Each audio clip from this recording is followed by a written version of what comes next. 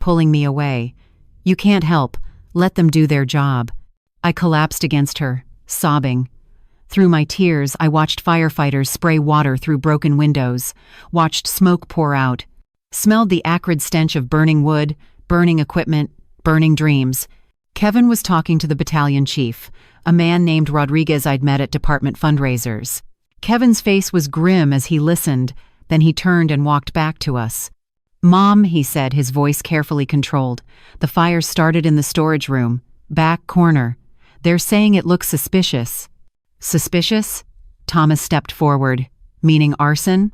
"They can't confirm yet," but Kevin's jaw clenched. The alarm system was disabled, the security cameras were spray-painted over, and they found accelerant residue near the point of origin. "Arson. Someone had deliberately burned my bakery." "Richard," I whispered. "He's in jail," Linda said. "He couldn't have." "But he has friends," Thomas said grimly. "Money. He could have hired someone." Detective Morrison arrived, pulling up in an unmarked sedan. She spoke briefly with the battalion chief, then approached us. "Mrs. Wheeler, I'm so sorry, but we need to consider this as potentially connected to your case." "How?" My voice was barely audible over the sound of water and shouting firefighters. "Richard's locked up. Ashley's in Hawaii." "Richard made bail 3 hours ago," Detective Morrison said. The world tilted. "What?" His lawyer posted $500,000. "Richard walked out of jail at 10:15 this morning." She looked at the burning building. "The fire was reported at 12:45 p.m. That's 2.5 hours. If this part really struck a chord with you, tap that like button to let me know you're with me. Do you see yourself in the character's journey? Drop your thoughts in the comments. I can't wait to hear your take. "Plenty of time," Thomas muttered, pulling out his phone. "I'm checking his location. I put a tracker on his car yesterday with a warrant." We waited in agonizing silence while Thomas worked. The fire was under control now, but the damage was catastrophic. I could see through the broken windows everything inside was destroyed. Ovens, mixers, all my equipment. 30 years of recipes in the filing cabinet. Photo albums of the bakery's history. Gone. "Got him," Thomas said. "Richard's car is parked 2 blocks from here, Northeast 15th and Brazy, has been for the last hour." Detective Morrison's face hardened. She radioed for backup. "All units, suspect vehicle located." "Wait," Kevin said sharply. He was staring down the street. "That's him. That's Dad." We all turned. There, standing in the crowd of onlookers behind the police tape, was Richard. He was wearing a baseball cap and sunglasses, but I'd know his posture anywhere. The way he stood with his arms crossed. The slight hunch to his shoulders. He was watching my bakery burn. And he was smiling. Something inside me snapped. Not broke, snapped. Like a rubber band stretched too far, suddenly released. I walked toward him. Linda called my name, but I didn't stop. Kevin tried to grab my arm, but I shook him off. I walked straight through the crowd, my eyes locked on Richard's face. He saw me coming. His smile widened. "Hello, Margaret," he said casually. "Terrible tragedy. I heard about the fire on the news. Thought I'd come see if you needed support." I stopped 3 feet from him. Behind me I could hear Kevin and Detective Morrison approaching, but they seemed far away. Everything seemed far away except Richard's face. "You did this," I said. "Did what?" He spread his hands innocently. "I've been out of jail for a few hours. Went to get coffee at Stumptown. Took a walk. Heard about the fire. Just a concerned citizen." "You're a murderer." My voice was steady now, cold. "You tried to kill me, and when that didn't work, you decided to destroy my business instead. Those are serious accusations, Margaret, especially coming from someone who's been having mental health issues." He leaned closer, his voice dropping to a whisper only I could hear. "No one's going to believe a crazy old woman. I have 3 doctors who'll testify you're delusional. You'll be in a psych ward by next week." "Mr. Wheeler." Detective Morrison's voice cut in. "Step away from Mrs. Wheeler. Now. I'm just talking to my wife, Detective." But Richard stepped back, hands up in mock surrender. "Freedom of speech. Last I checked." "Where were you between noon and 1 p.m. today?" Detective Morrison asked. "Getting coffee. Like I said, at Stumptown on Division Street. I'm sure they have cameras. I'm sure I have a receipt somewhere." He patted his pockets. Oh, wait, no receipt. But I'm sure someone remembers seeing me. It was all rehearsed, all planned. He'd made sure to establish an alibi while someone he'd paid, set the fire. We'll see about that, Detective Morrison said. In the meantime, you're violating the terms of your bail by being within 500 feet of Mrs. Wheeler. That's a violation. I didn't know she'd be here, Richard said smoothly. How could I? I was just watching the fire like everyone else. More police arrived. Detective Morrison conferred with them, then turned back to Richard. You need to leave. Now. Or I'll have you arrested for bail violation. Richard shrugged. Sure, no problem.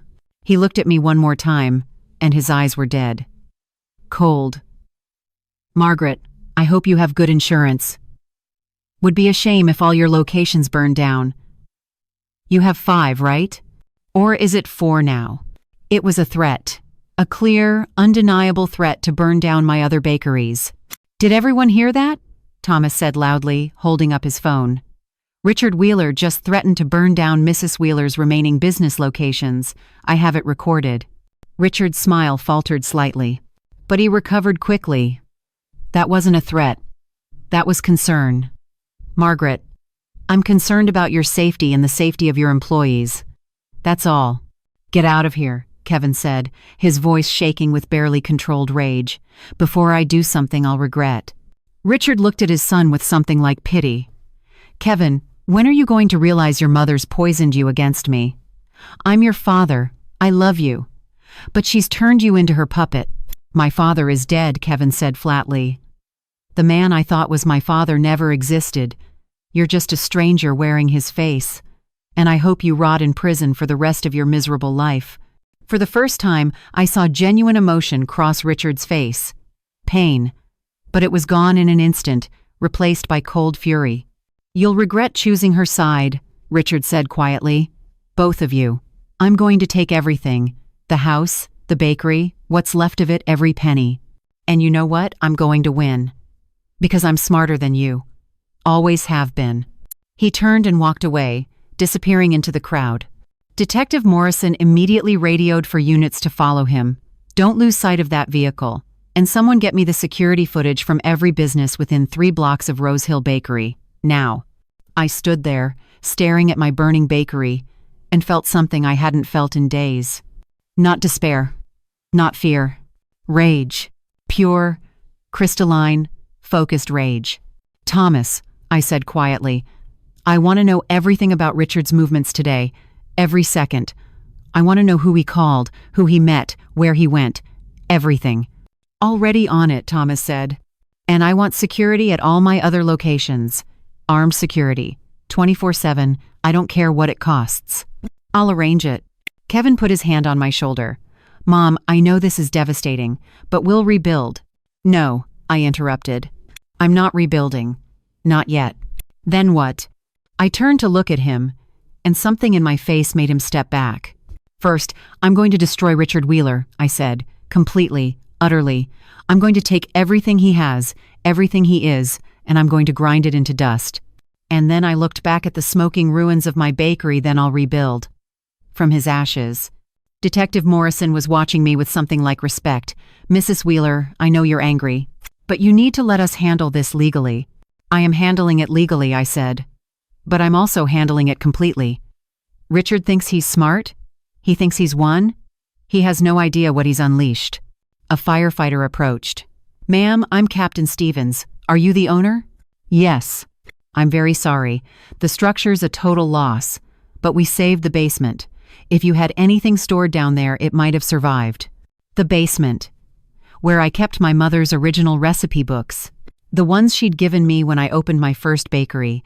The foundation of everything I'd built. Can I see? I asked. Captain Stevens nodded. It's not safe to go inside yet. But tomorrow, once we've cleared it, I'll give you a full walkthrough. I nodded numbly.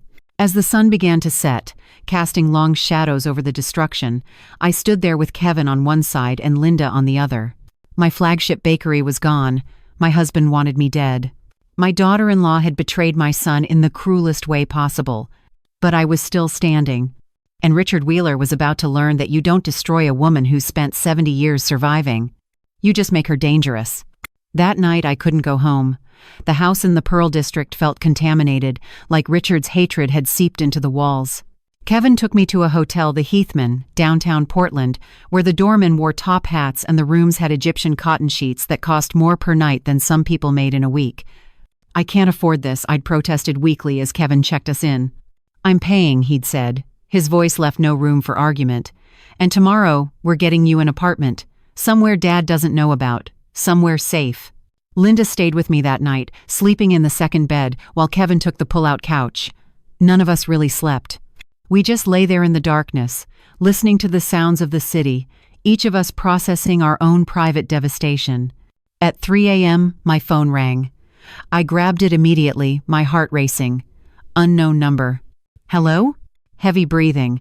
Then a voice I didn't recognize, male, rough, artificially deepened. "You should have signed the papers, bitch. This is just the beginning. 4 more bakeries to go. Then your house, then you." The line went dead. I sat up, my whole body shaking. Kevin was already moving, phone in hand. Who was it? "I don't know. Someone threatening me. Said they're going to burn down the other bakeries. Then the house. Then..." Kevin took my phone, pulled up the number, forwarded it to Detective Morrison and Thomas.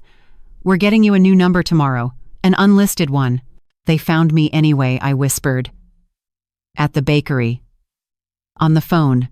"They'll find me wherever I go." "No, they won't."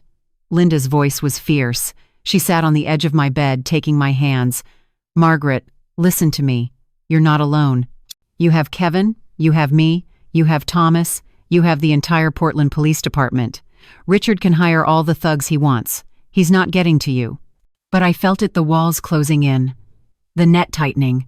Richard was out of jail, free to move, to plan, to hire people to do his dirty work while he established alibis. "I need to warn my employees," I said suddenly.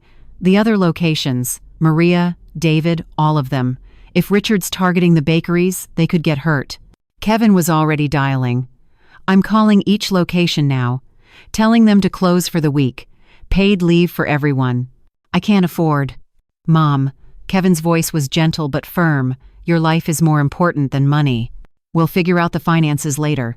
Over the next hour, Kevin called all 4 remaining Rose Hill Bakery locations: Northeast Broadway, Northwest 23rd, Southeast Hawthorne, the newest location in Beaverton. He told each manager the same thing: close immediately.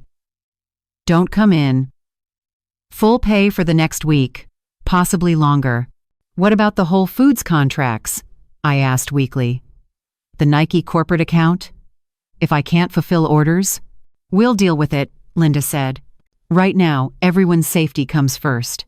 At 5:30 a.m., Thomas called. "Mrs. Wheeler, I have news. Good and bad." "Tell me." "Good news. Hawaii PD arrested Ashley 3 hours ago. She's in custody, awaiting extradition. Should be back in Portland by Monday."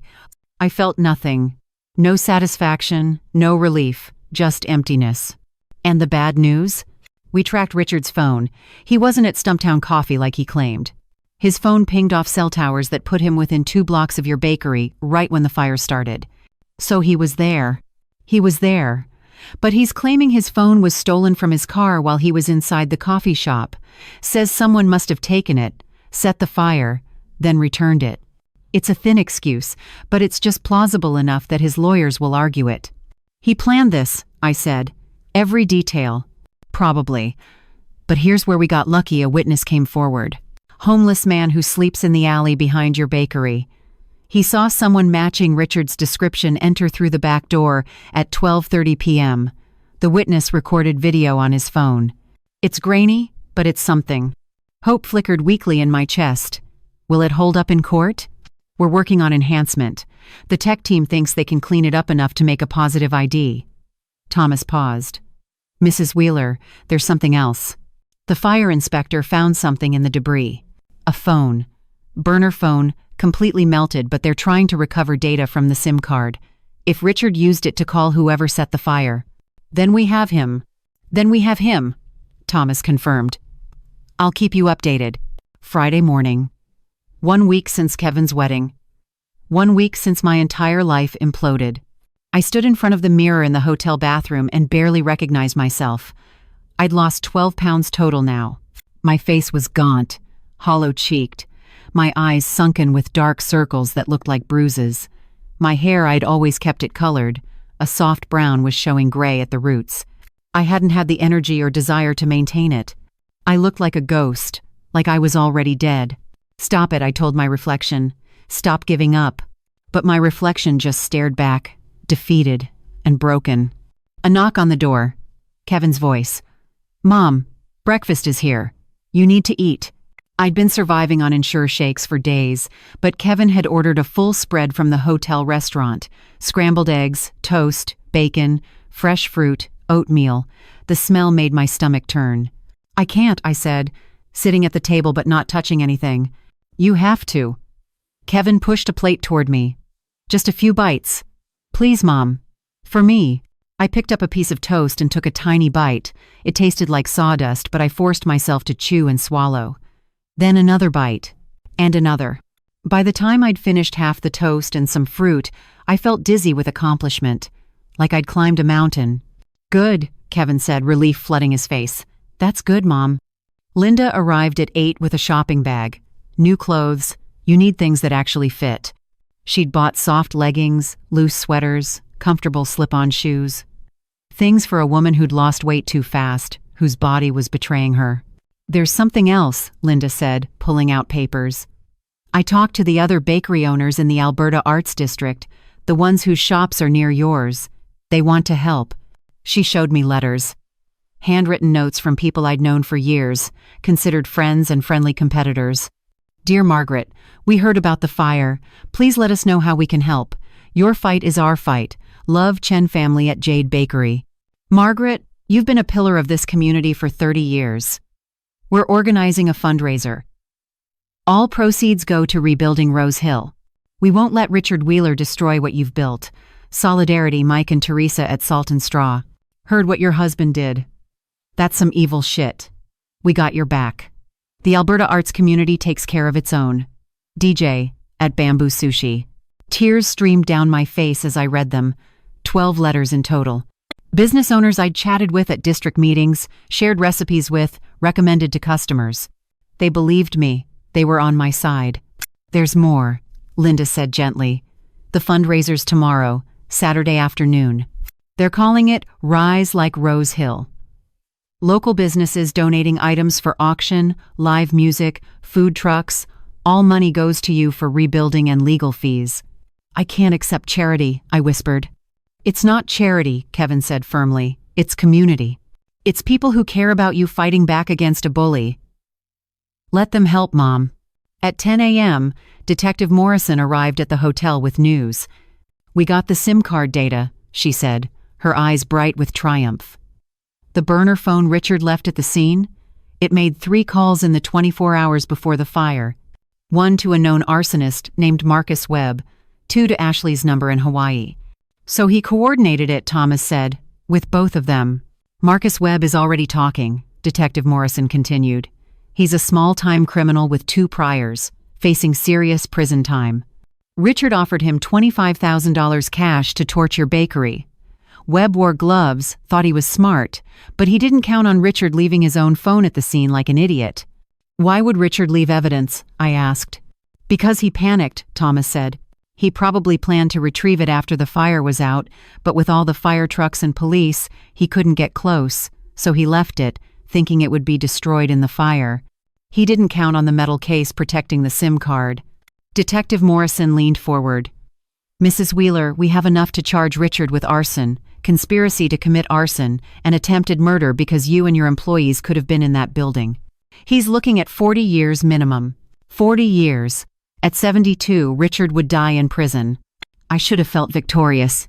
Instead, I just felt tired. "What about the other threats?" Kevin asked. "The call last night threatening the other locations?" "We're tracing it, and I've assigned patrol units to each of your remaining bakeries, Mrs. Wheeler. 24-hour protection until Richard's back in custody." "When will that be?" "We're executing the warrant this afternoon. He's staying at the Lake Oswego house, the one he bought with your money for Ashley. The irony is almost poetic." She stood to leave, then turned back. Mrs. Wheeler, I know this week has been hell, but you need to understand you're winning. Richard's getting sloppy, desperate. Desperate people make mistakes, and every mistake he makes is another nail in his coffin. After she left, I sat in silence. Winning! I was supposedly winning, but as I looked around the sterile hotel room, thought about my destroyed bakery, my traumatized son, my life in ruins, it didn't feel like winning. It felt like surviving. And survival, I was learning, was its own kind of war. Mom, Kevin said softly, what are you thinking? I looked at my son, strong, loyal, heartbroken. At Linda, fierce, protective, exhausted. At Thomas on his laptop, still working, still fighting for me. I'm thinking, I said slowly, that Richard wanted to break me. He wanted me to disappear quietly, to give up, to die, and for a while I almost did. I stood up, my legs shaky but holding. But I'm still here. And tomorrow, I'm going to that fundraiser. I'm going to face my community. I'm going to show Richard Wheeler that he picked the wrong woman to destroy. Kevin smiled, the first real smile I'd seen from him in a week. There she is, he said. There's my mom. And for the first time since this nightmare began, I felt something other than despair. I felt like fighting back. Saturday afternoon, the Alberta Arts District was unrecognizable. Where my burned-out bakery stood like a blackened skeleton, the entire block had been transformed. Colorful tents lined the street. Food trucks from every corner of Portland Korean BBQ, artisan pizza, organic ice cream had set up along the curb. A local band played on a makeshift stage, their music drifting through the October air. And everywhere were people. Hundreds of them, maybe thousands, filling the street, carrying signs, wearing t-shirts that someone had printed overnight with the logo, Rise Like Rose Hill. I sat in Linda's car a block away, watching through the window, unable to move. I can't do this, I whispered. I can't face all those people. Yes, you can, Kevin said from the back seat. He squeezed my shoulder. They're here for you, Mom. They want to help. But the thought of walking into that crowd, of being seen in my current state, gaunt, broken, barely holding myself together, made my stomach clench with anxiety. What if Richard shows up? The fear was constant now, living in my chest like a second heartbeat. What if he hired someone else? What if there's another fire? Or, there are 40 police officers working this event, Thomas said from the passenger seat. Undercover and uniformed. If Richard or any of his associates come within 3 blocks, we'll know. Detective Morrison has this locked down. Still, I couldn't make myself open the car door. Linda turned to face me. Margaret, honey, look at me. I met her eyes, the same hazel eyes our mother had, the eyes that had watched over me my whole life. You don't have to be strong today, Linda said softly. You don't have to pretend you're okay. These people aren't here because you're invincible. They're here because you're human, because what happened to you was wrong, and because they believe you deserve better. Tears slid down my face. I'd been crying so much this week that I barely noticed anymore. I look terrible. I'm a mess. You're a survivor, Kevin interrupted, and that's all you need to be. I took a shaky breath, then another, and finally, I opened the car door. The October air was crisp, smelling of roasted coffee and grilled onions, and something sweet cinnamon maybe. Music washed over me, and as we walked toward the crowd, people began to notice. That's her, someone called out. That's Margaret. The crowd parted like a wave, and then, to my complete shock, they began to applaud. The sound was overwhelming. Hundreds of hands clapping, people cheering, some crying. A woman I didn't recognize held up a sign, Justice for Margaret. Another sign read, Rose Hill Forever. And another, 70 years young and still fighting. My knees buckled. Kevin caught me, his arms strong around my waist, holding me up. I've got you, Mom, he murmured. I've got you. Chen Wei from Jade Bakery approached, his wife Lu beside him. They'd competed with me for customers for 20 years, but Chen was crying as he took my hands. Margaret, what your husband did, it's unspeakable. But you're not alone. Look around. This whole community stands with you. We raised $18,000 so far, Liu added, her eyes bright. Silent auction, direct donations, merchandise sales, every penny is yours. $18,000. From strangers? From competitors? from people who simply believed I deserved justice. "I don't know what to say," I whispered. "Don't say anything," Chen said. "Just keep fighting. That's all we ask." More people approached. Business owners I'd known for decades. Customers who'd been buying my pastries for years. A woman who introduced herself as Keisha, a nurse from OHSU. "Mrs. Wheeler, I don't know you personally," Keisha said, "but when I heard what your husband did, trying to have you declared incompetent, stealing from you, planning to lock you away," she shook her head, furious. "My grandmother went through something similar. By the time we realized what was happening, she'd lost everything. I wish someone had helped her fight back, so I'm here. For her. And for you." I hugged her, this stranger who reminded me that I wasn't just fighting for myself. I was fighting for every elderly woman who'd been dismissed, manipulated, stolen from, abused.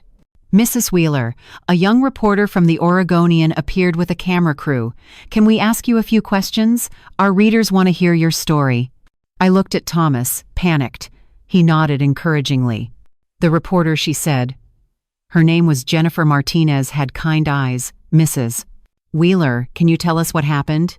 And standing there, surrounded by my community, I found my voice. "I was married for 50 years to a man I thought I knew," I said, my voice shaking but clear.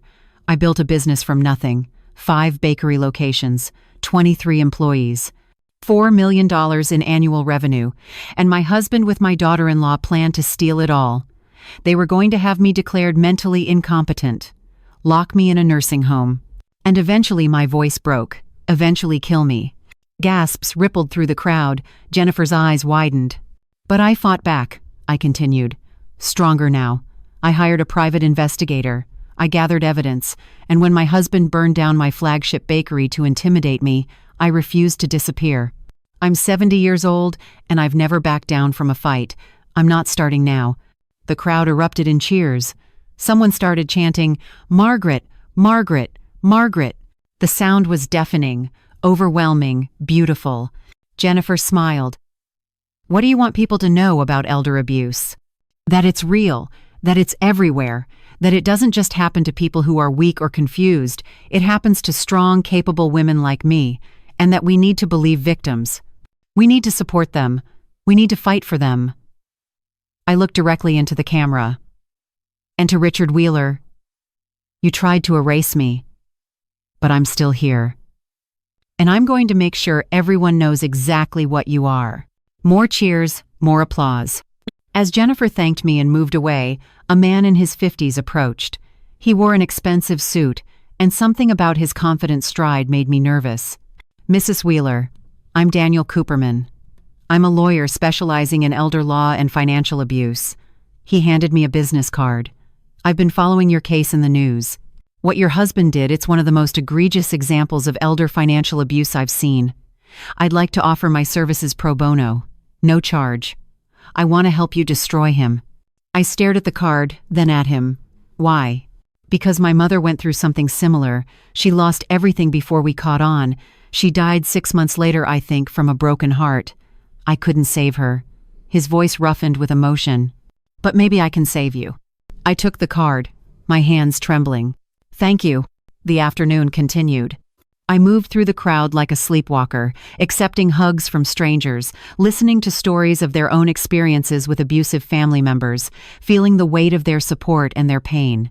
A teenager, maybe 17, approached shyly. "Mrs. Wheeler, I'm Emma.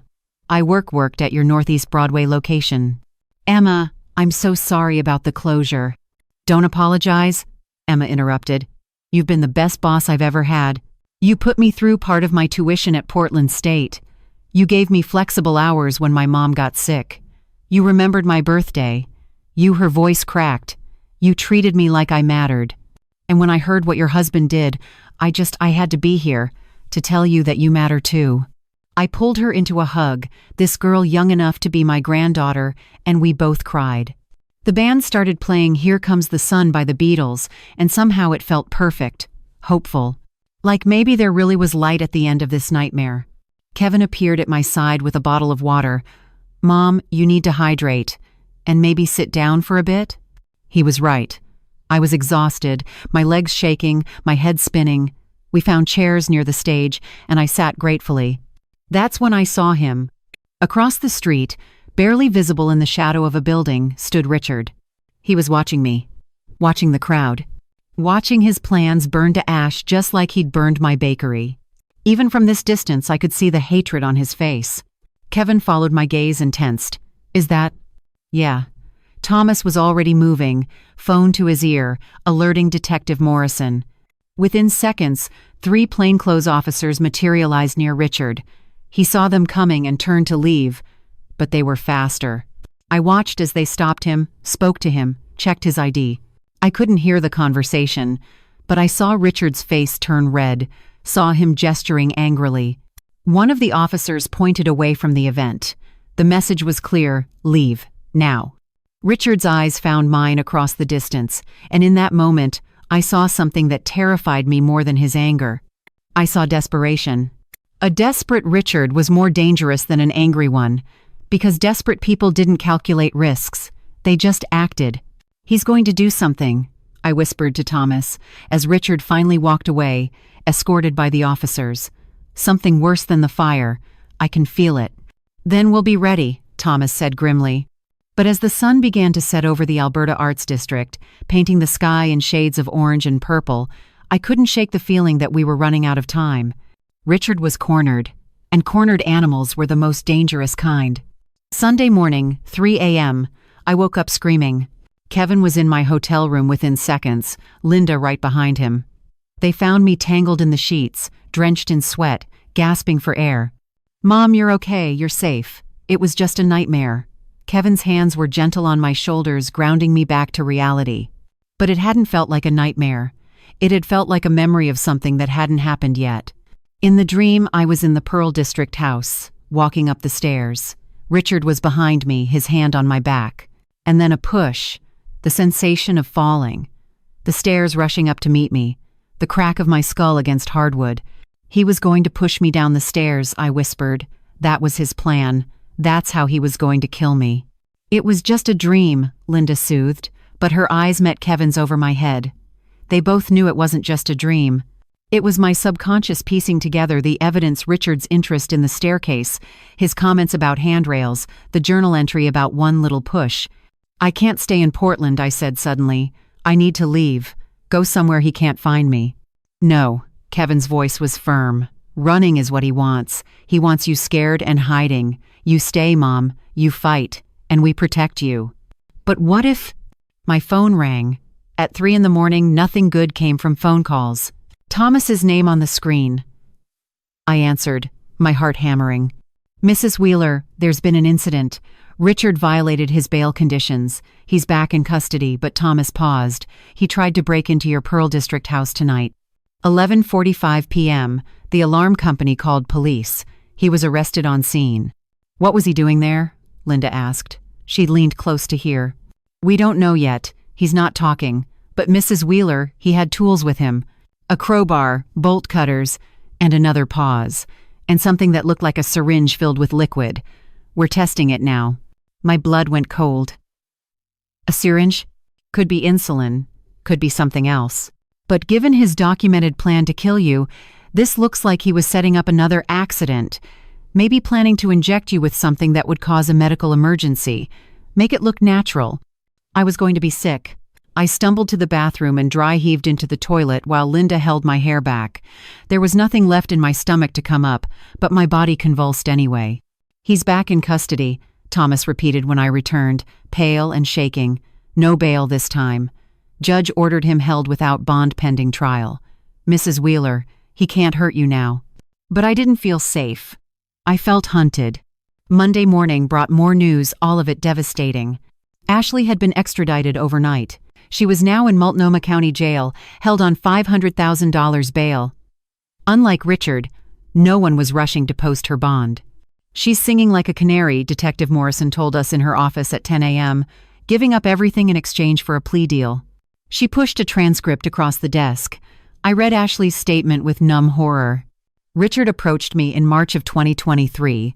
He said he had a plan to get rich, but he needed help. He told me he was married to a woman with millions in assets, but she wouldn't share them. Said she was selfish and controlling. He convinced me that he deserved that money, that he'd earned it by putting up with her for 50 years. 50 years. Like they were a prison sentence he'd endured. He said if I helped him, we could be together and rich. All I had to do was seduce his son Kevin and marry him for cover. Richard would steal Margaret's money, have her declared incompetent, and once everything was transferred, we'd divorce our spouses and move to California together. She makes it sound like she was a victim, Kevin said, his voice shaking with rage. Like Dad manipulated her into this. That's exactly what her lawyer's arguing, Detective Morrison said. That Ashley was young and impressionable, that Richard was older and sophisticated, that he took advantage of her. She's 29 years old, I said. Not a child. I know, and we're fighting that narrative hard. But Mrs. Wheeler, you need to prepare yourself. Ashley might get a lighter sentence than Richard, especially since she's cooperating. How much lighter? Richard's looking at 40+ years. Ashley might get 10, possibly less with good behavior. 10 years. For destroying my family. For manipulating my son. For helping plan my murder. Kevin stood abruptly and walked out. I found him in the hallway, his fist pressed against the wall, his shoulders shaking with silent sobs. She played me, he whispered when I touched his arm. Every moment, every kiss, every time she said I love you, it was all an act. And I believed her, Mom. I was ready to spend my life with her, have children with her. I know, sweetheart, I know. I proposed to her at Multnomah Falls. Remember? That beautiful spring day? Got down on one knee in front of all those tourists? His voice broke, and the whole time, she was sleeping with Dad. Planning to steal from you. She must have been laughing at me. I pulled my son into my arms, this grown man who'd been reduced to a heartbroken boy. We stood there in that sterile government hallway, holding each other while we both cried. Tuesday afternoon, Patricia Rodriguez called with financial news.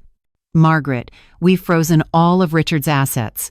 The offshore accounts, $4.7 million, are being repatriated. Should be back in your control within 60 days. The Lake Oswego house is being seized and will be sold, proceeds going to you. We're also recovering the $200,000 in jewelry he bought Ashley. What about the Swiss account? Thomas asked. He was on speakerphone. Trickier. Swiss banking laws are complicated. But we're working with international lawyers. We'll get it eventually. Eventually doesn't help my employees, I said. My voice was flat, emotionless. I'd cried so much in the past 10 days that I felt wrung out, empty. They've been without paychecks for over a week. Some of them have families. Bills. I know. That's why I have good news. Patricia's voice brightened. The fundraiser raised $32,000 total. Combined with your personal savings, the accounts Richard didn't know about, we have enough to cover payroll for the next 3 months. Your employees will be paid, Margaret. Relief flooded through me, so intense it was almost painful. Thank God. There's more. The Northeast Broadway location? The owner of that building heard what happened. He's offering you 6 months of free rent when you're ready to reopen. Says you've been a model tenant for 15 years, and this is his way of supporting you. Small kindnesses, they were everywhere, from people I barely knew. And somehow, they hurt as much as they helped because they reminded me of how much I'd lost, how broken the world had become. When can I reopen? I asked. Legally, as soon as you want. But Margaret Patricia's voice gentled. Are you sure you're ready? You've been through severe trauma. Maybe take some time. I can't take time, I interrupted. Every day I'm closed, I'm letting Richard win. I need to reopen. I need to show him he didn't destroy me. Silence on the other end. Then, okay, if you're sure, I'll help you navigate the permits and insurance claims. After the call ended, Linda looked at me with concern. Margaret, maybe Patricia's right. Maybe you need more time to heal before... There's no healing from this, I said quietly. There's only surviving, and survival means fighting back. If this moment truly hit home for you, don't forget to tap that like button. It tells me you're right here with me. Can you see a bit of yourself in this story? Share your thoughts in the comments. I'd love to hear what part spoke to you most. Wednesday morning, I returned to the Pearl District house for the first time since Richard's arrest. Police had cleared it as a crime scene. Thomas swept it for bugs and hidden cameras. We found 3, all installed by Richard to monitor my movements. Kevin changed all the locks. but walking through that door felt like entering a tomb. Everything looked the same. The couch where Richard used to read the paper, the kitchen table where we'd eaten thousands of meals. The photos on the walls, our wedding day, Kevin's graduation, family vacations that now felt like elaborate lies. I walked upstairs to the bedroom. Our bed was made with the pale blue sheets I'd bought from Macy's. Richard's cologne still lingered in the air. Acqua di Gio, $125 a bottle, a scent I'd once found comforting and now associated with betrayal. I opened his closet. His clothes hung there like ghosts. Expensive suits, dress shirts, the tie I'd given him for our 45th anniversary. And in the back, hidden behind winter coats, I found a box. My hands shook as I opened it.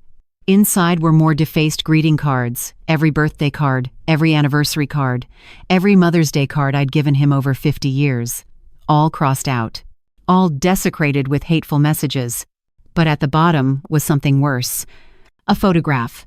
Old, from the 1980s. Me and Richard on our 10th anniversary.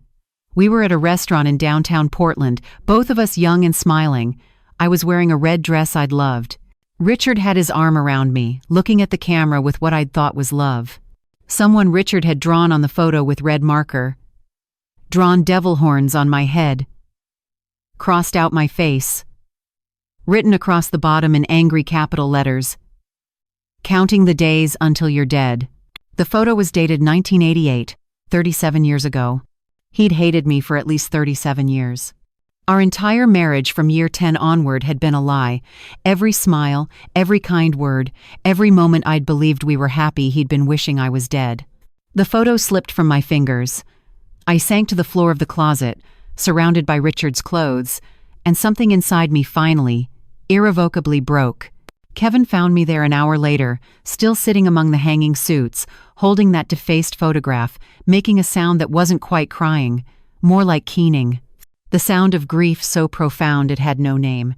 "Mom," Kevin breathed, taking the photo from my hands. His face went white as he read it. 37 years, I whispered. He hated me for 37 years, and I never knew. Kevin pulled me up, led me out of that closet, out of that house. "You're never coming back here," he said. "Never. We're selling it, every piece of furniture, every memory, it's all gone." "But it's my home." "No," Kevin said firmly. "It's a house where a man spent decades planning your death. That's not a home, that's a crime scene." He was right, and as we walked out and I watched Kevin lock the door behind us, I realized something. Richard hadn't just stolen my money, he'd stolen my past. Every memory I had was now tainted with the knowledge that he'd been pretending, performing, counting down the days until I died. I had nothing left but ashes and rage. And maybe, I thought as we drove away from that house for the last time, maybe that would be enough. Thursday morning, 11 days since Kevin's wedding, 11 days since my life ended, and something else began. I stood in front of the Northeast Broadway bakery location at 6 a.m., keys in hand, staring at the dark windows. This building had been my second location, opened 22 years ago when Rose Hill was expanding beyond Alberta Street. The original ovens were still inside, the ones I'd bought used from a retiring baker in Beaverton for $8,000.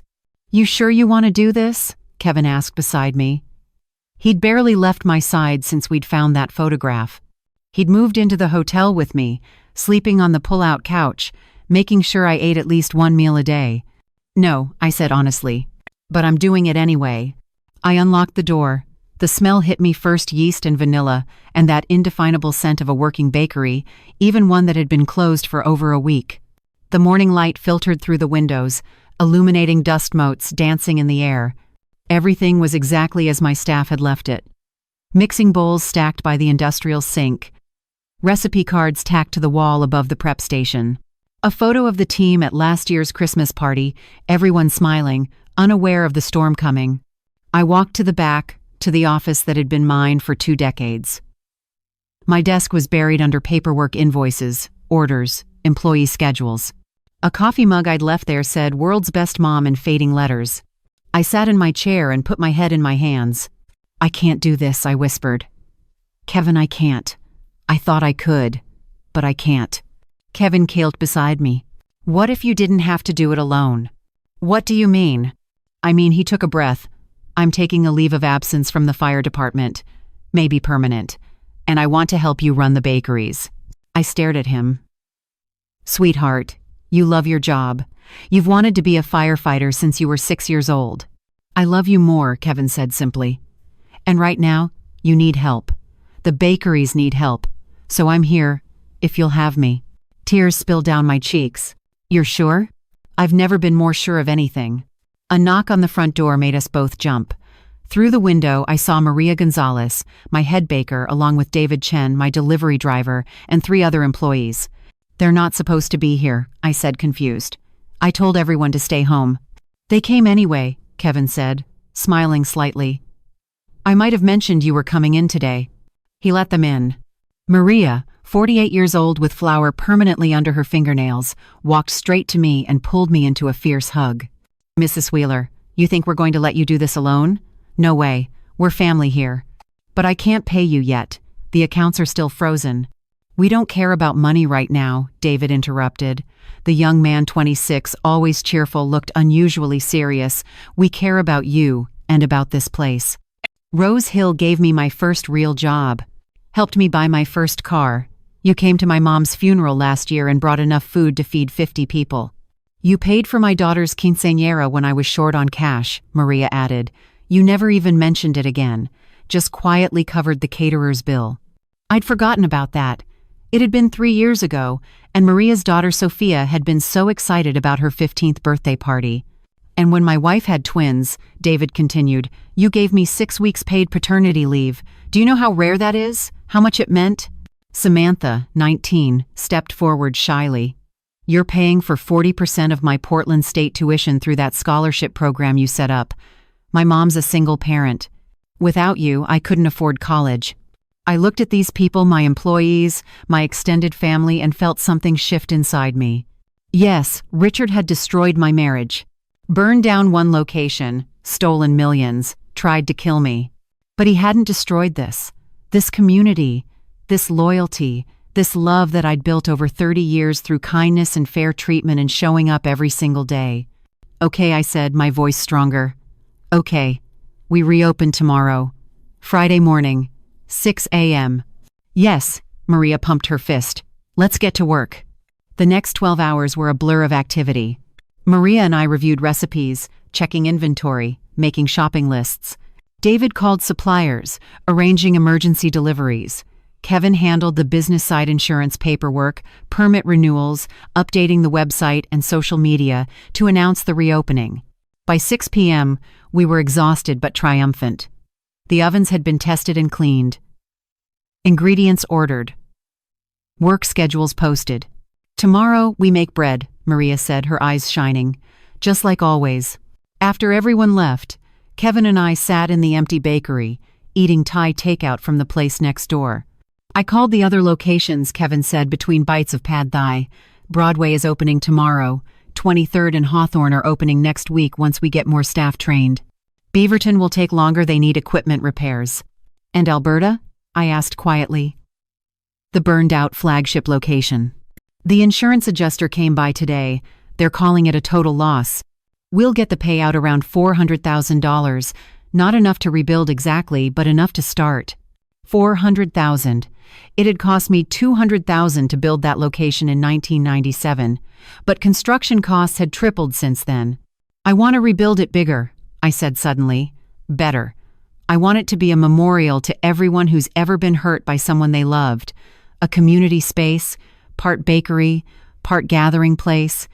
Kevin smiled. "I love that idea, Mom." My phone rang. "Thomas, Mrs. Wheeler, you need to see this." His voice was grim. "I'm sending you a link." The link was to a news article, Portland Tribune, posted an hour ago. The headline made my blood run cold. "Richard Wheeler claims wife orchestrated elaborate frame-up, alleges mental illness and vindictive son." I read the article with growing horror. Richard had given an interview from jail somehow. Despite being held without bond, he'd managed to get a reporter in to see him.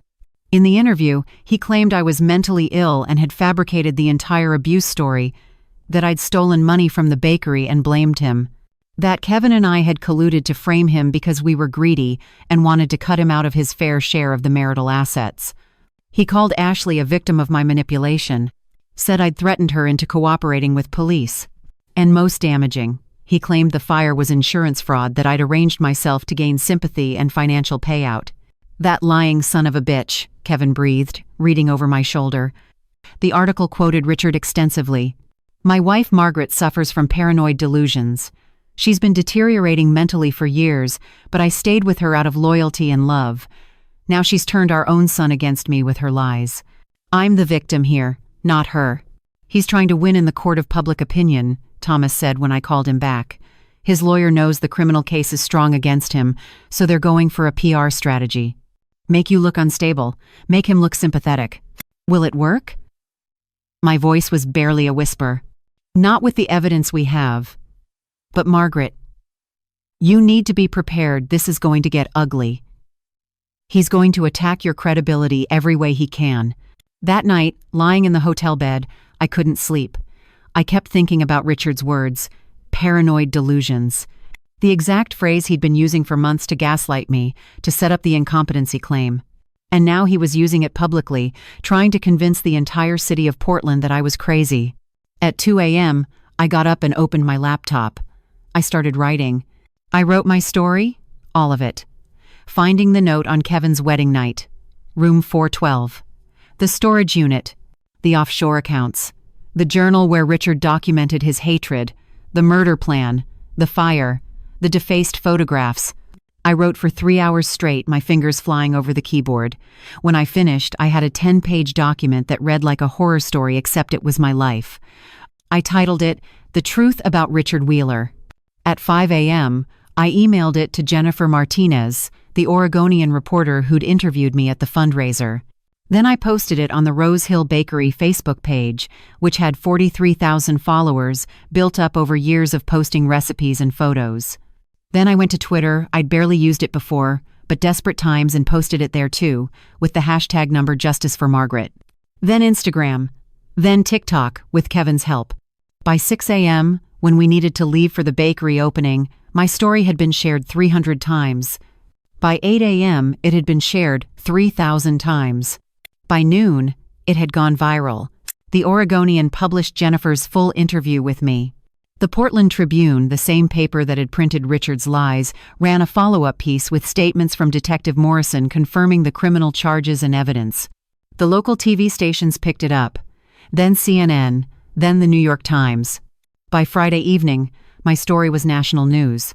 And Richard Wheeler, the man who'd tried to erase me, was being erased himself by the weight of public outrage. Standing in the Broadway bakery at closing time, watching the last customer leave with a bag of cinnamon rolls, I felt something I hadn't felt in 2 weeks. Hope. Richard had tried to silence me, to make me disappear. Instead, I'd found my voice. And I was just getting started. Saturday morning, 2 weeks since the wedding, 3 days since my story went viral. I woke up to 17,000 unread emails. Kevin helped me sort through them on his laptop while we sat in the Broadway Bakery's back office. He'd set up filters, press inquiries in one folder, legal offers in another, supportive messages in a third. "Mom, you need to see this," he said, his voice odd. He pulled up a video on YouTube. It had been posted at midnight 6 hours ago and already had 2 million views. The thumbnail showed a woman around 40, sitting in what looked like a law office. The title read, "I am Richard Wheeler's first wife, and Margaret's story is true." My heart stopped. His first wife? I'd known Richard was married before. He'd told me on our third date a brief marriage in his 20s that ended in divorce. He never talked about it, said it was too painful. I clicked play. The woman on screen had short, dark hair going gray, intelligent brown eyes, and a sad smile. "My name is Catherine Wheeler. Well, I took back my maiden name, so Catherine Morrison now. I was married to Richard Wheeler for 7 years, from 1974 to 1981. I divorced him when I was 29 years old." She took a breath. "When I saw Margaret Wheeler's story this week, I felt like I was looking into a mirror. Everything she described, the gaslighting, the financial manipulation, the threats, the plans to have her declared incompetent, Richard did the exact same things to me." My hands were shaking so badly I could barely hold the mouse. Catherine continued, "I met Richard when I was 22. He was charming, sophisticated, 10 years older than me. He swept me off my feet. We married within 6 months. And for the first year, everything seemed perfect. Her voice hardened. Then the mask started slipping. He began criticizing everything I did. My cooking, my appearance, my job. I was a kindergarten teacher. He said it was beneath him, that I embarrassed him at parties. I thought of all the times Richard had made subtle digs at my bakery. Cute little business, keeping yourself busy, never pride, never respect. He controlled all our money, Catherine said. Even though I worked, my paychecks went into his account. He gave me an allowance $50 a week for groceries and personal items. When I asked for more, he'd accuse me of being ungrateful and wasteful. Kevin's hand found mine and squeezed. By year 5, he started telling people I was unstable, that I needed psychiatric help. He tried to convince my family I was having a breakdown, and I started to believe him. I thought maybe I was crazy. Her eyes filled with tears. Then I found out about the affairs. Multiple women. He'd been cheating our entire marriage. And when I confronted him, he told me if I filed for divorce, he'd have me committed. He had a psychiatrist friend who would testify I was a danger to myself. "Oh my God," Linda whispered. She'd come in during the video. "I left anyway," Catherine said, packed a suitcase while he was at work and disappeared. I had no money. He'd drained our joint account before I could access it. I stayed in a women's shelter for 3 months. It took 2 years to finalize the divorce because Richard fought every single step. She leaned forward, looking directly into the camera. "Margaret Wheeler, if you're watching this, I believe every word you said. And I'm so sorry I didn't come forward sooner. I've spent 43 years trying to forget Richard existed. But when I saw your story, I knew I had to speak up. Because women like us need to know we're not alone. We're not crazy. We're survivors." The video ended. The comment section had over 10,000 entries. I scrolled through them, my vision blurring with tears. "My grandmother went through this. Thank you for speaking up. This is elder abuse and domestic violence. Richard Wheeler needs to rot in prison. How many women has this monster destroyed? Margaret, you are so brave. Catherine, thank you for your courage." Kevin pulled up another video. "Mom, there's more." This one was from a woman named Jennifer Zhao, 45 years old. I dated Richard Wheeler for 2 years in the mid-90s. He told me he was divorced and lonely. He love-bombed me gifts, constant attention, promises of marriage. Then he started borrowing money. Small amounts at first, then larger. He took $73,000 from me over 18 months. My stomach turned. When I asked for it back, he said I'd given it as gifts, that I was being vindictive. He threatened to sue me for harassment. I was so scared I just walked away. Lost everything. Another video, another woman, then another. By noon, 7 women had come forward with stories of Richard's abuse, manipulation, and theft. 7 women spanning 45 years. He's been doing this his entire adult life, Thomas said. He'd arrived with Detective Morrison, both watching the videos in grim silence. "This changes everything," Detective Morrison said. "Each of these women is a potential witness, a pattern of behavior spanning decades. Any defense Richard's lawyers try to mount about you being an isolated case, about mental illness, about misunderstanding, it all falls apart. We need to contact these women," Patricia Rodriguez said. She'd come straight from her home when Kevin called her, get formal statements, build a timeline, show the jury that Richard Wheeler is a serial abuser who's been refining his tactics for half a century.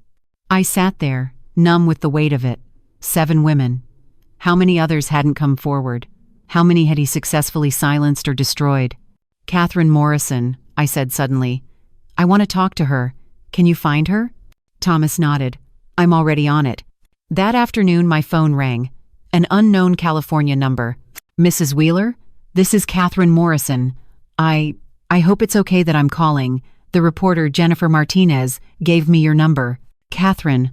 My voice broke. "Thank you. Thank you for speaking up. I should have done it years ago. When I saw the news about your case, I recognized the patterns immediately. But I was scared. Scared Richard would come after me again. I understand. And I did. That fear lived in my bones now. Margaret, there's something you need to know. Something I never told anyone because I couldn't prove it." Catherine's voice dropped. "In 1980, a year before I left Richard, I got pregnant. I was 12 weeks along when I had a miscarriage. I'm so sorry. I didn't have a miscarriage. The words came out in a rush. I think Richard poisoned me. I got violently ill, vomiting, fever, cramping. By the time I got to the hospital, I'd lost the baby. The doctors said it was just bad luck. These things happen. But Margaret, the night before I got sick, Richard made me dinner. A special meal, just the two of us. He insisted I eat everything, and he watched me the whole time with this look in his eyes. My blood ran cold. The syringe, the one Richard had when he broke into my house. I can't prove anything, Catherine continued. It was 44 years ago. But when I read that Richard had tried to break in with a syringe, Margaret, I think he's been trying to poison women for decades. I think he's tried it before. We need to tell Detective Morrison, I said. I already did. I gave a statement this morning. I also told her about the other wife. Other wife? Between me and you, Richard was married to someone named Diane Peters from 1985 to 1992. I found out when I was searching for information about him years ago. She died in 1993. The obituary said natural causes heart attack. She was 41 years old. 41, young for a heart attack. Did she have heart problems? I asked. I don't know. But Margaret, I think you should find out. By evening, Detective Morrison had opened an investigation into Diane Peters' death.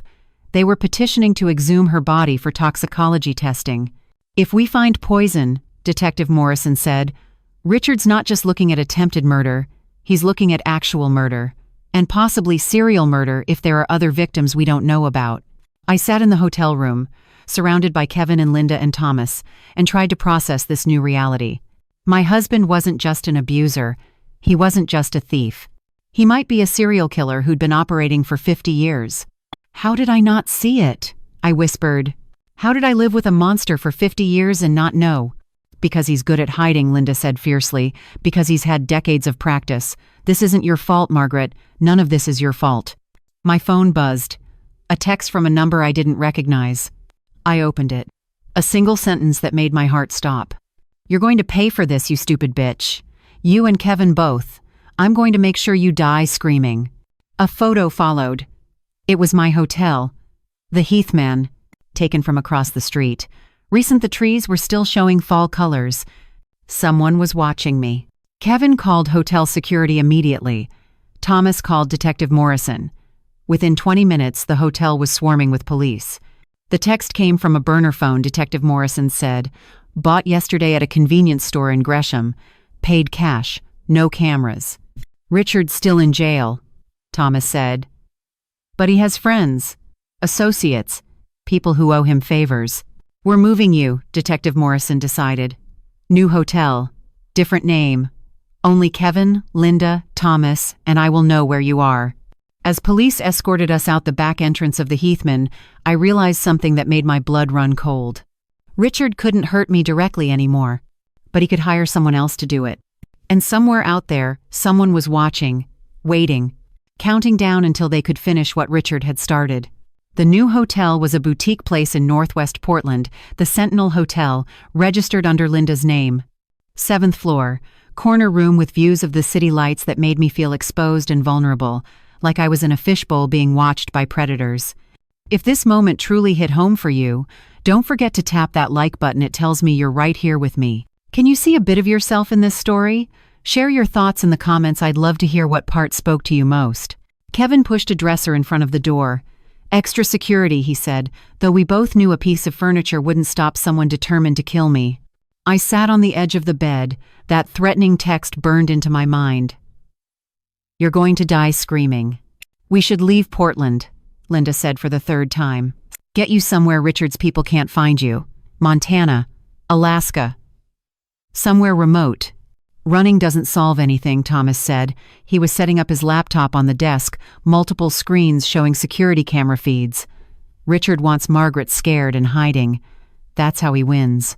Richard wants me dead, I said flatly. He's already won. No.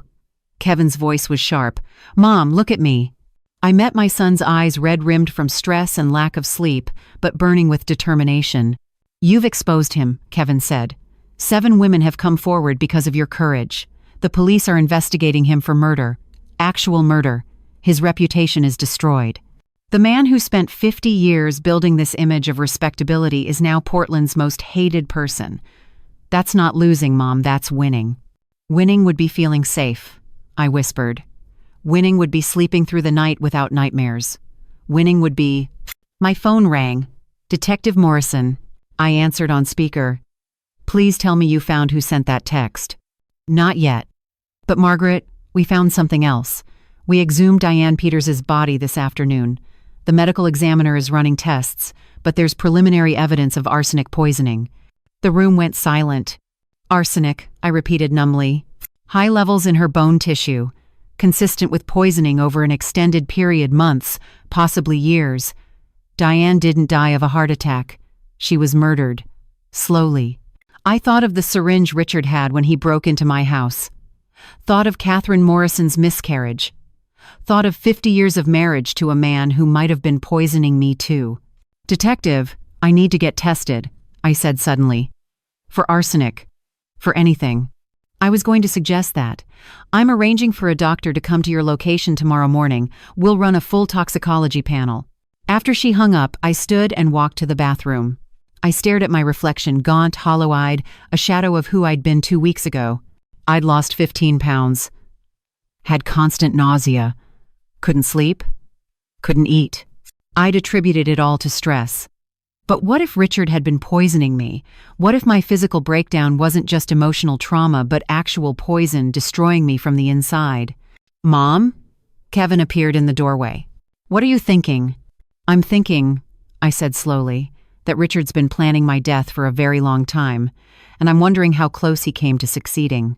Sunday morning, Dr. Rachel Kim arrived at 7 a.m. with a medical kit and 2 uniformed police officers for security. She was young, maybe 35, with gentle hands and a no-nonsense attitude. Mrs. Wheeler, I'm going to draw blood, take hair samples, and collect urine samples. We're testing for everything: arsenic, antifreeze, insulin, sedatives, anything that could be used to harm you. How long will results take? Rush processing. We'll have preliminary results by tomorrow afternoon. The blood draw hurt more than usual. My veins were dehydrated, collapsed from weeks of not eating properly. Dr. Kim had to try 3 times before she got a viable sample. Mrs. Wheeler, regardless of the toxicology results, you're severely malnourished and dehydrated. I'm recommending IV fluids and nutritional therapy. I don't have time for that. Make time, Dr. Kim said firmly. Because if Richard did poison you, you need to be strong enough to testify against him. And right now, you look like a stiff wind would knock you over. She was right. I knew she was right. Okay, I agreed. Whatever you recommend. Dr. Kim set up an IV line, pumping fluids and vitamins into my system. For the first time in days, my head started to clear. The constant fog lifted slightly. Better? Dr. Kim asked after an hour. Better, I admitted. Before she left, she pulled Kevin aside. I watched them talk in low voices, saw Kevin's face grow concerned.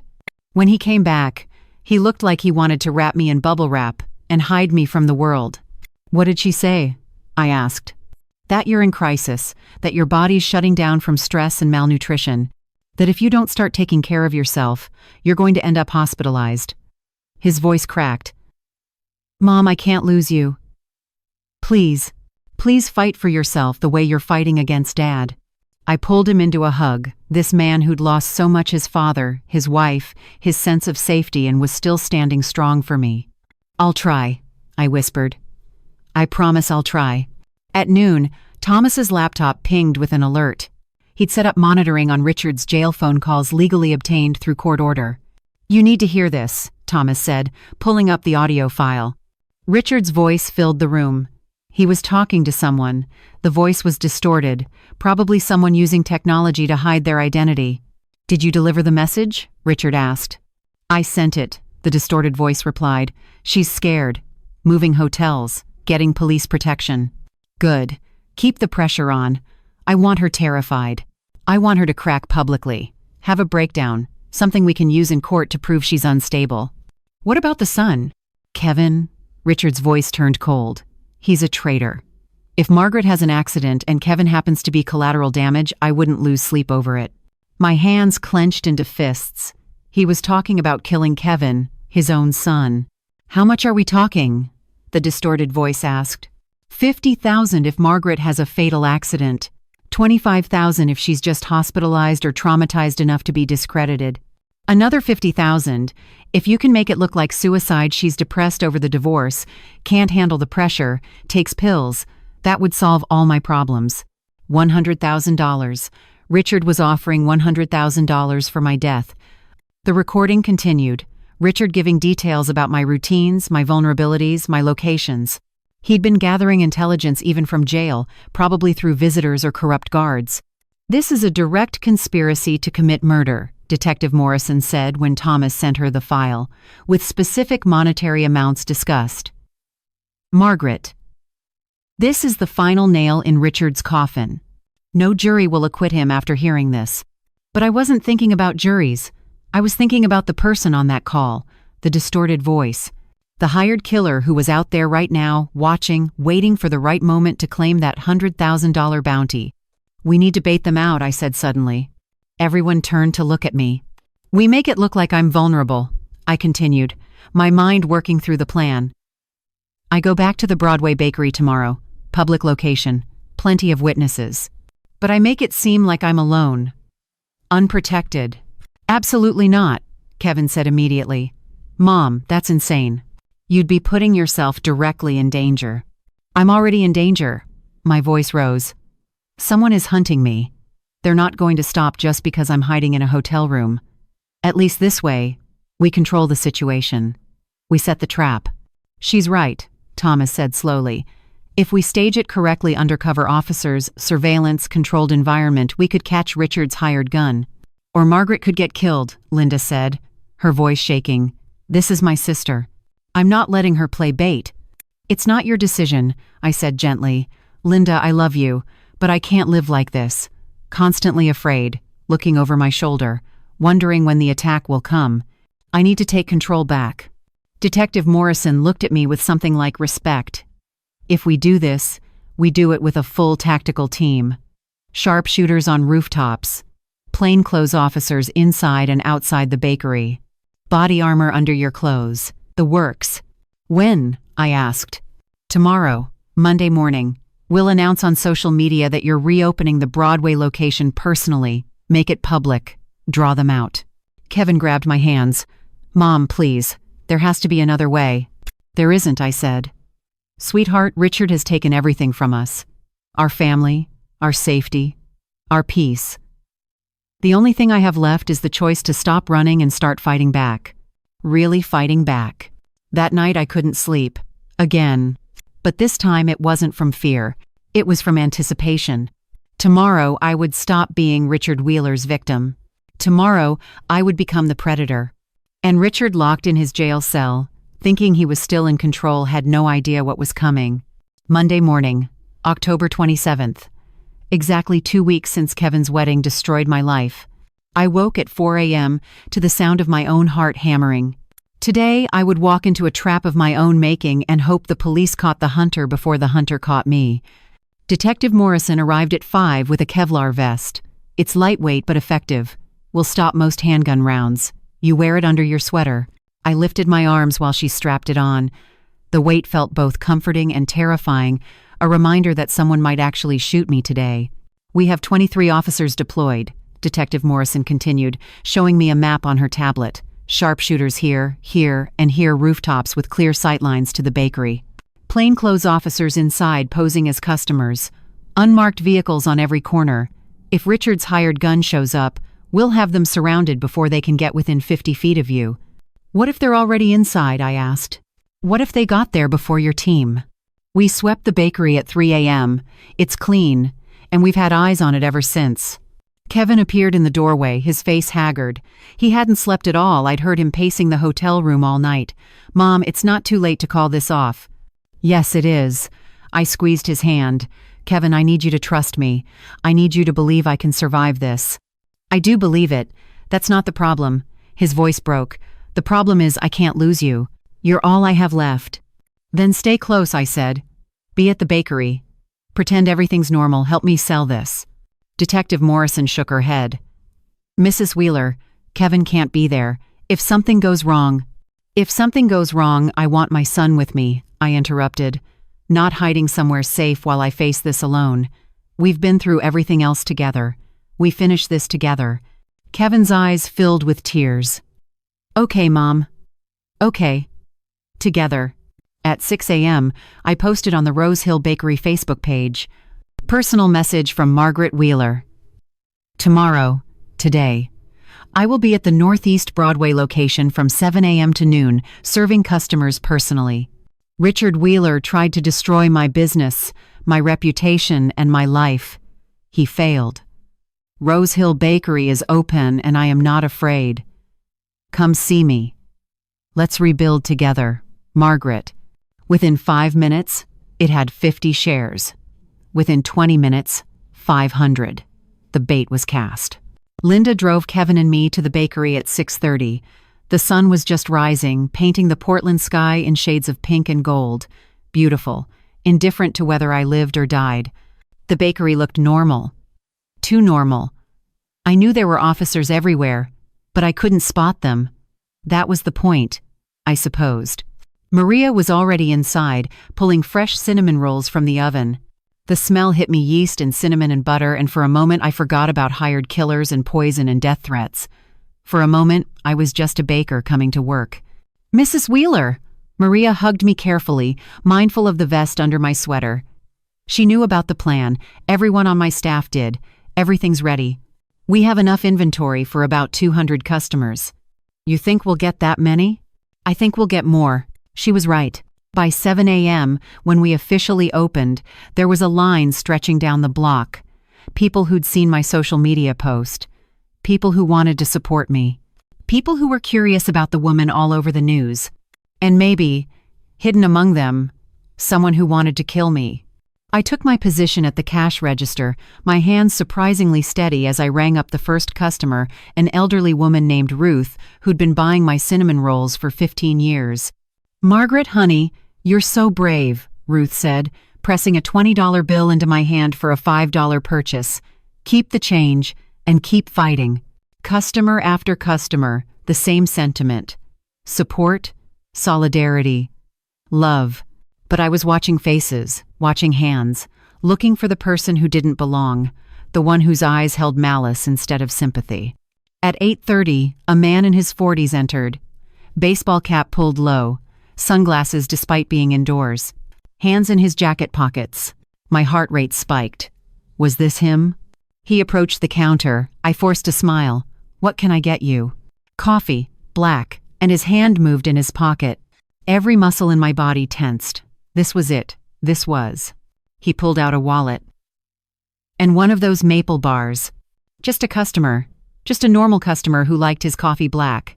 I exhaled shakily and rang him up. At 9:15, my phone buzzed.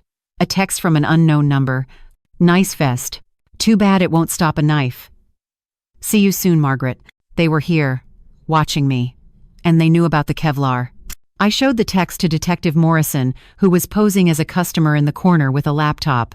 She spoke quietly into her radio. All units, suspect is on site and aware of body armor, possible blade weapon, tighten the perimeter. Kevin, who was restocking pastries behind the counter, went pale. Mom. Keep working, I said quietly. Act natural. But my hands were shaking now. A knife. The vest wouldn't stop a knife to the throat, to the stomach, to anywhere the armor didn't cover. At 10 a.m., a woman entered, mid-30s, blonde, wearing a Portland Trailblazers hoodie. She looked familiar, but I couldn't place her. She stood in line, got to the counter, and smiled at me. Margaret Wheeler, I've been wanting to meet you. Have we met before? I asked carefully. No, but I know you. Richard told me all about you. Her smile widened, and I saw at the cold emptiness in her eyes. He said you were stubborn, said you wouldn't know when to quit. My blood turned to ice. Who are you? Just someone who needs the money more than you need your life. Her hand moved lightning fast, pulling something from her hoodie pocket. Gun! Someone screamed. Everything happened at once. Kevin lunged at me from behind the counter, tackling me to the ground. Maria threw a tray of hot coffee at the woman. Customers scattered, screaming. The woman raised her hand. Not a gun, I realized in that frozen moment, but a syringe filled with clear liquid. She was trying to inject me. Poison, just like Richard had used on Diane Peters. 3 plainclothes officers materialized from the crowd, weapons drawn. "Drop it. Paulus, drop the weapon." The woman spun toward them, syringe raised like a knife. 4 shots rang out, deafening in the small space. The woman went down hard, the syringe flying from her hand and smashing against the tile floor. Clear liquid pooled around the broken glass. "Don't move!" Officers swarmed her, kicking the broken syringe away, cuffing her hands even as blood spread across her Trailblazers hoodie. Kevin was still on top of me, shielding me with his body. "Mom, are you hurt?" "Mom." "I'm okay," I gasped. "I'm okay." But I wasn't okay. I was shaking so violently I couldn't stand. Kevin had to lift me, had to hold me up while paramedics rushed in. Detective Morrison knelt beside the wounded woman.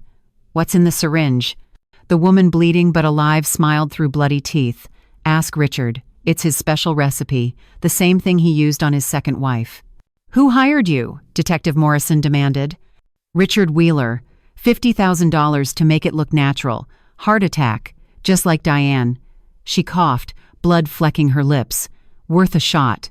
As paramedics worked on her, as police cordoned off the scene, as customers gave statements and Maria cried in the corner, I stood there in my Kevlar vest and realized something profound. I was alive.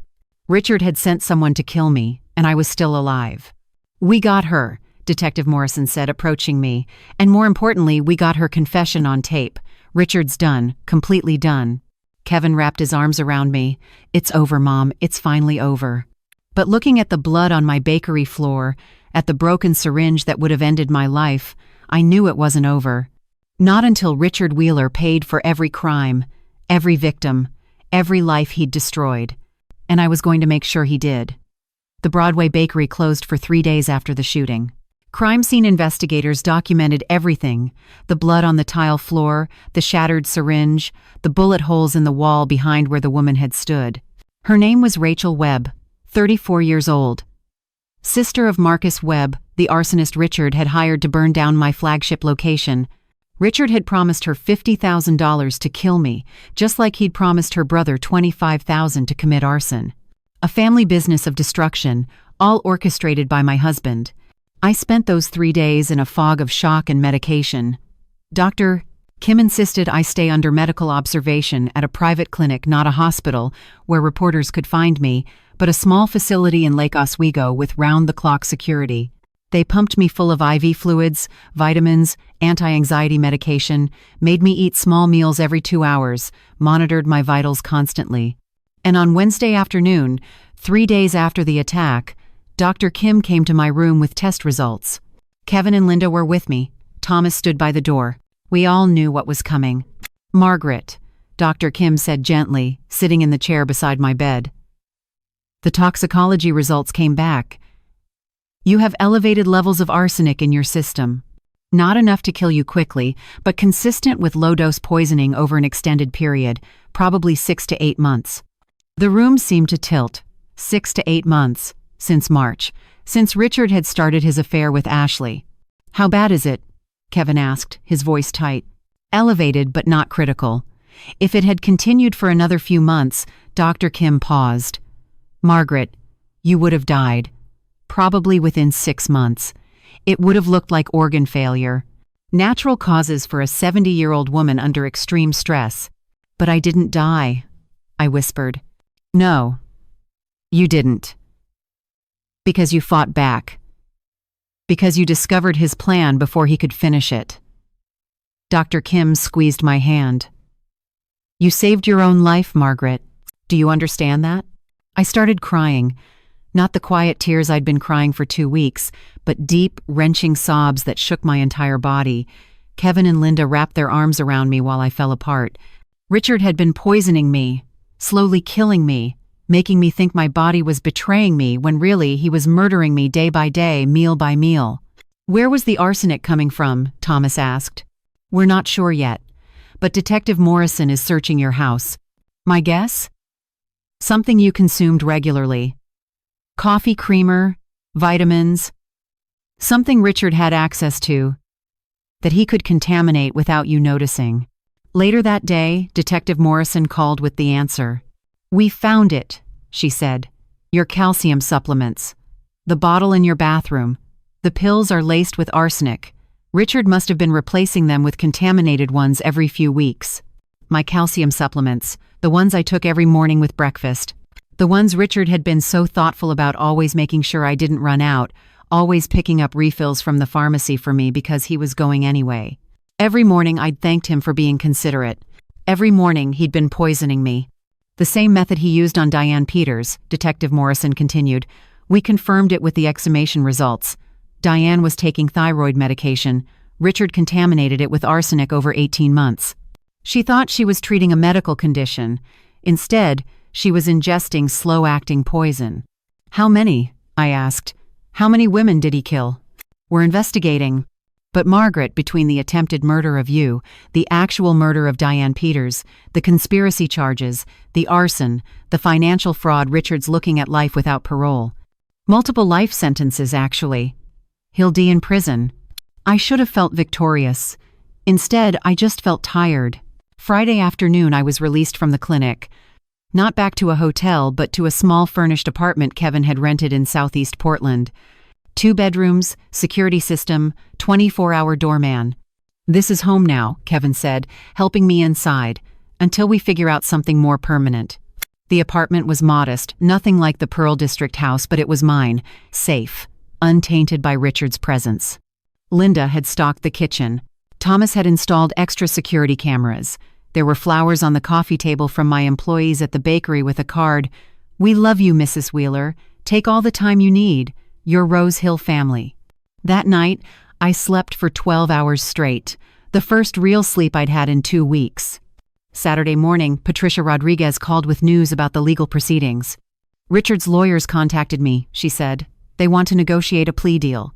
"What kind of deal?" I asked, my voice hard.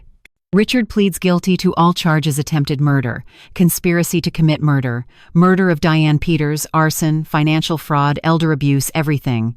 In exchange, prosecutors take the death penalty off the table. He gets life without parole instead."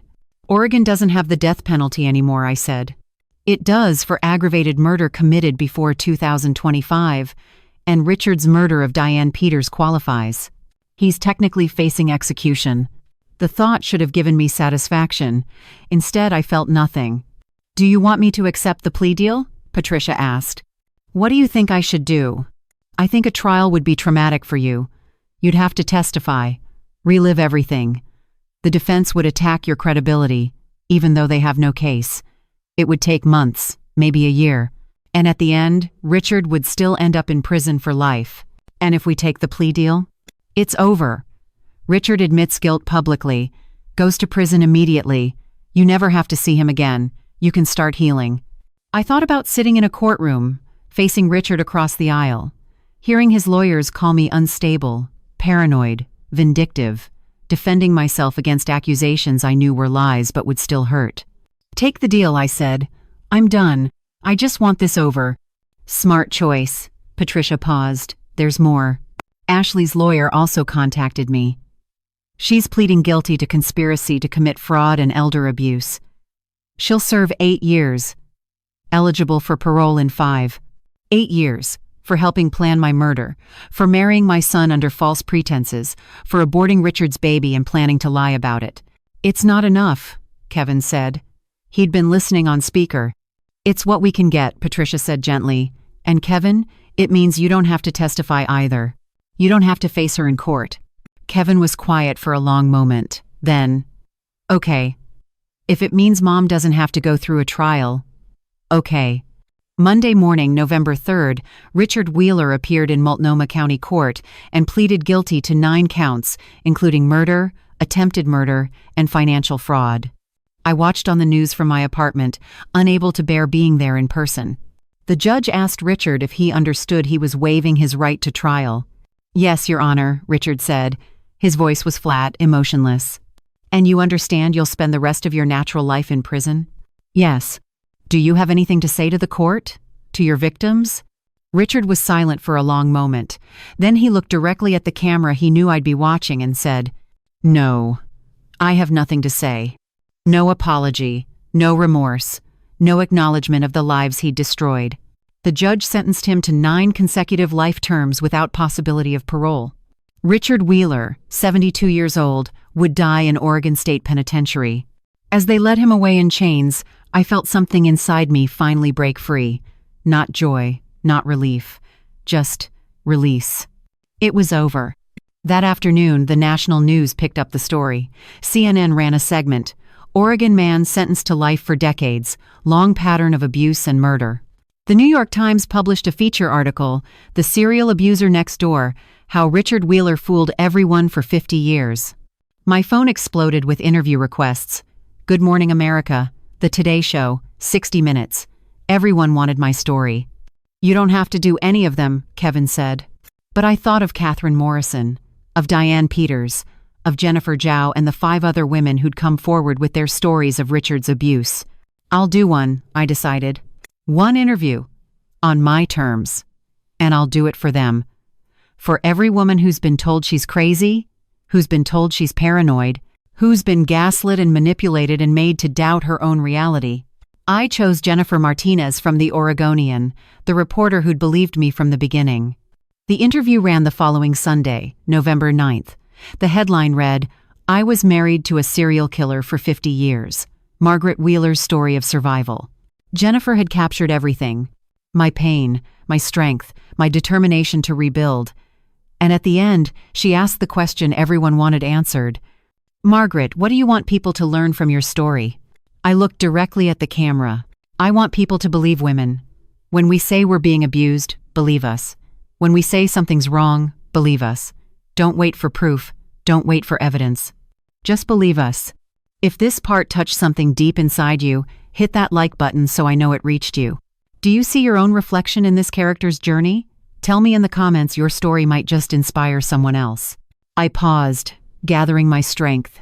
And I want other victims to know it's never too late to fight back. I'm 70 years old. I'd been married for 50 years. I thought I was too old, too weak, too broken to survive. But I did. And if I can do it, anyone can. The interview went viral.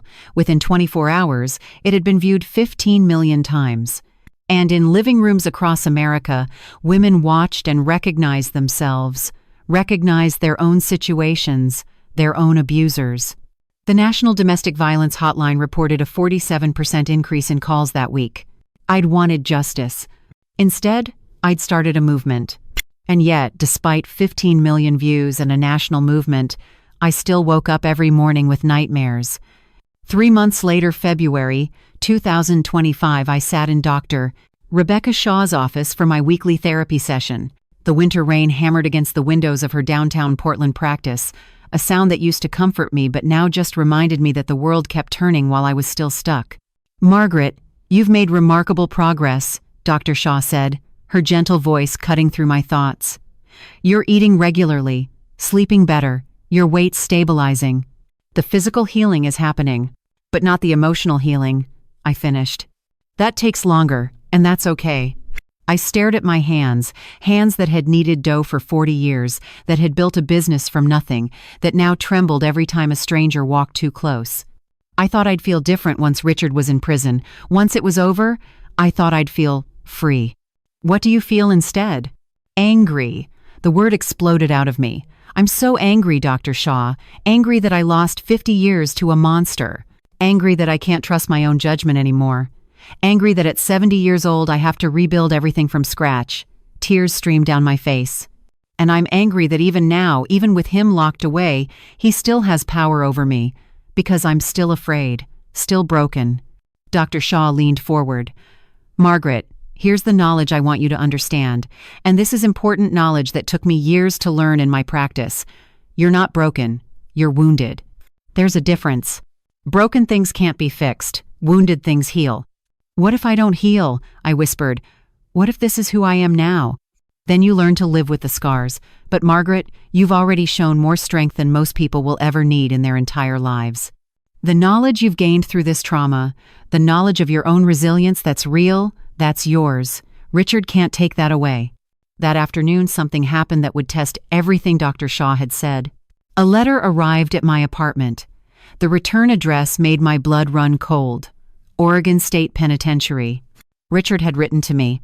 "Don't read it," Linda said immediately when I showed her. "Burn it. Whatever he has to say, you don't need to hear it." But Kevin said quietly, "Maybe she does. Maybe closure means hearing his last words and choosing not to let them hurt her." My hand shook as I opened the envelope. Richard's handwriting, so familiar, once beloved, covered 2 pages. "Margaret, I know you won't believe this, but I'm writing to apologize.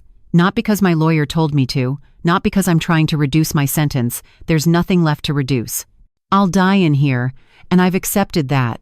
I'm apologizing because in the silence of this cell, with nothing but time to think, I finally understood what I did to you, what I did to Catherine, to Diane, to every woman I ever claimed to love."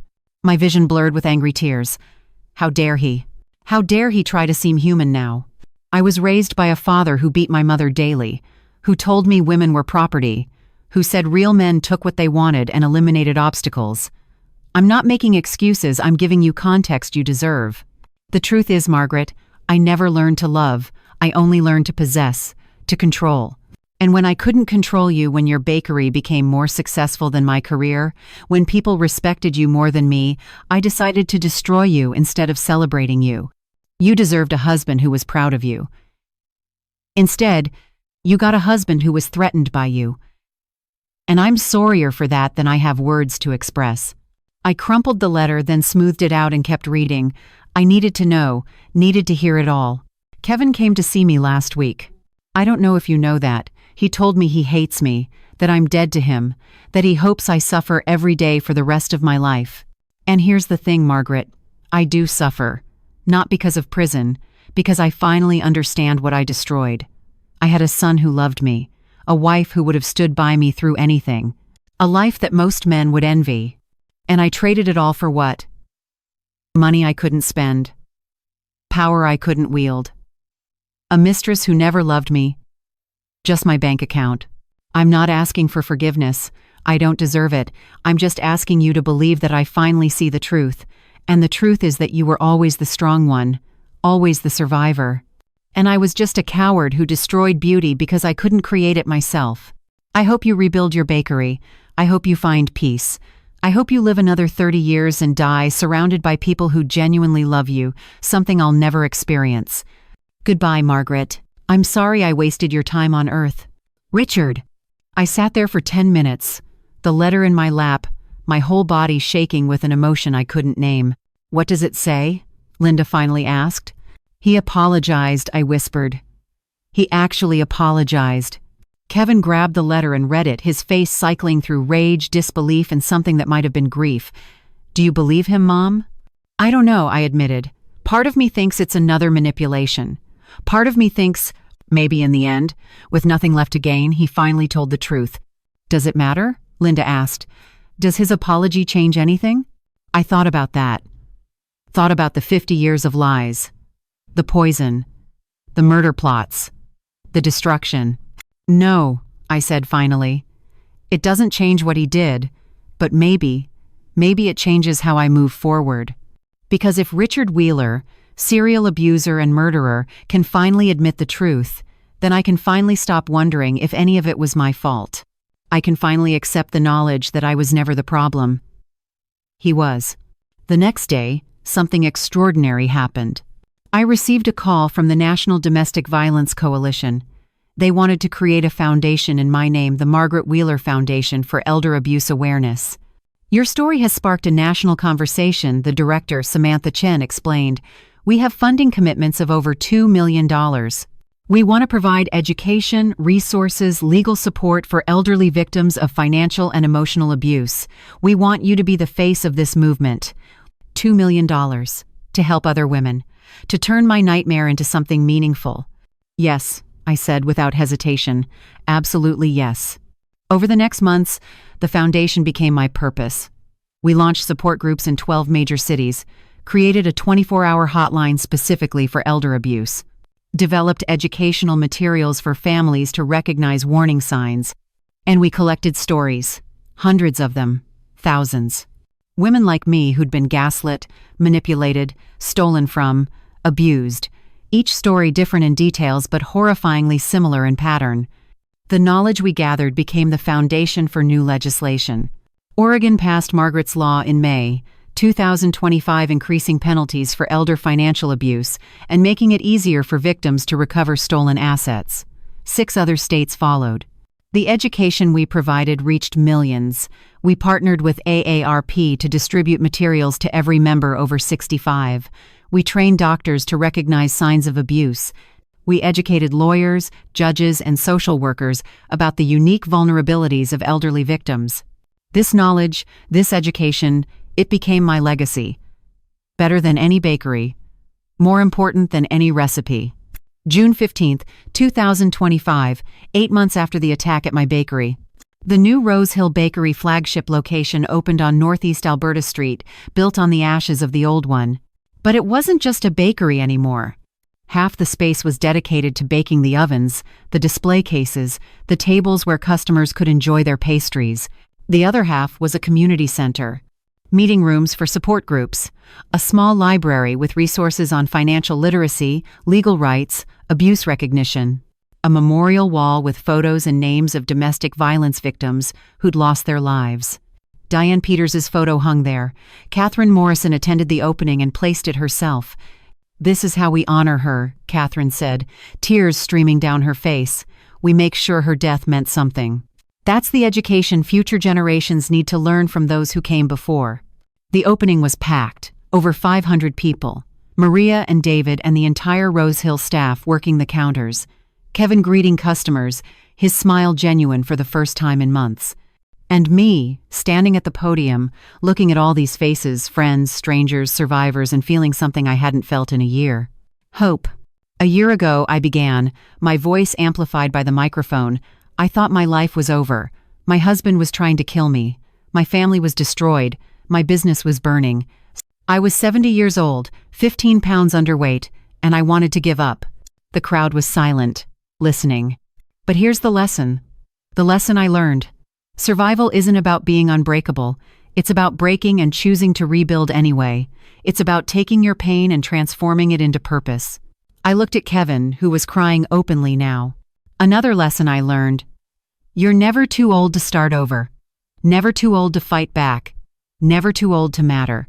Society tells women that once we reach a certain age, we become invisible, disposable. But I'm here to tell you we are not disposable. We are not invisible. We are warriors. Applause erupted, but I held up my hand. The third lesson, and maybe the most important, is this. Believe women. When someone tells you they're being abused, believe them. Don't wait for proof. Don't wait for evidence. Just believe them.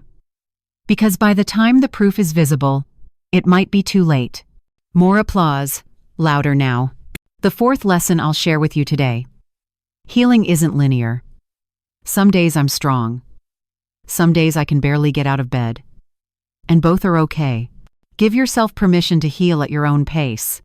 I took a breath, gathering strength for the final message. And the fifth lesson, the one I hope you remember forever, your story isn't over until you decide it's over. Richard Wheeler tried to write my ending. He failed. I'm writing my own ending now. And it's beautiful. The crowd stood, applauding, many crying. I saw elderly women clutching their daughters' hands, young women looking at me with new understanding, men standing in solidarity. This was bigger than me now.